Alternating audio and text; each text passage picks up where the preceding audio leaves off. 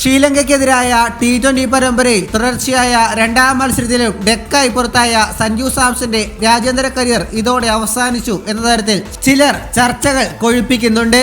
പരമ്പര രണ്ടാം മത്സരത്തിൽ ഗോൾഡൻ ഡെക്കായി പുറത്തായ സഞ്ജു ഇന്നലെ 4 പന്ത് നേരിട്ട ശേഷമാണ് റൺസ് എടുക്കാതെ പുറത്തായത്.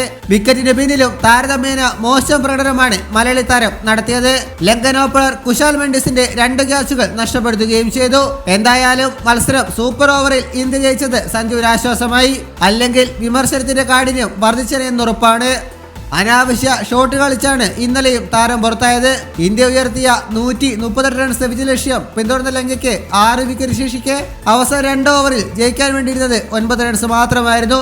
അവിടെ ഏവരെ ഞെട്ടിച്ചുകൊണ്ട് അവസാന 2 ഓവർ എറിഞ്ഞ റിങ്കു സിംഗും സൂര്യകുമാർ യാദവും അവിശ്വസനീയമായ രീതിയിൽ ഇന്ത്യയെ മത്സരത്തിലേക്ക് തിരിച്ചു കൊണ്ടുവരികയായിരുന്നു. തന്ത്രപരമായി പന്തെറിഞ്ഞ ഇരുവരും ചേർന്ന് ഇന്ത്യൻ പ്രതീക്ഷകൾക്ക് ജീവൻ നൽകുകയും മത്സരം സമനിലയിൽ അവസാനിപ്പിക്കുകയും ചെയ്തു. ഇന്ത്യയുടെ ഉജ്ജ്വല വിജയത്തിന് ശേഷം കോച്ചിംഗ് സ്റ്റാഫിനെയും കളിക്കാരെയും പുഞ്ചിരിച്ചും കെട്ടിപ്പിടിച്ചും ഗംഭീർ തന്റെ സന്തോഷം പ്രകടിപ്പിച്ചു. കളിയിൽ മോശം പ്രകടനം നടത്തിയ സഞ്ജു സാംസനെയും അദ്ദേഹം കെട്ടിപ്പിടിച്ചു. ഇത് ശരിക്കും സഞ്ജുവിനെ സംബന്ധിച്ച് ഒരു പോസിറ്റീവ് സിഗ്നൽ തന്നെയാണ്. അവസാന മത്സരത്തിൽ അക്കൗണ്ട് തുറക്കാനാകാതെ വന്ന സാംസന്റെ തുടർച്ചയായ 2ാം ഡെക്കായിരുന്നു ഇത്.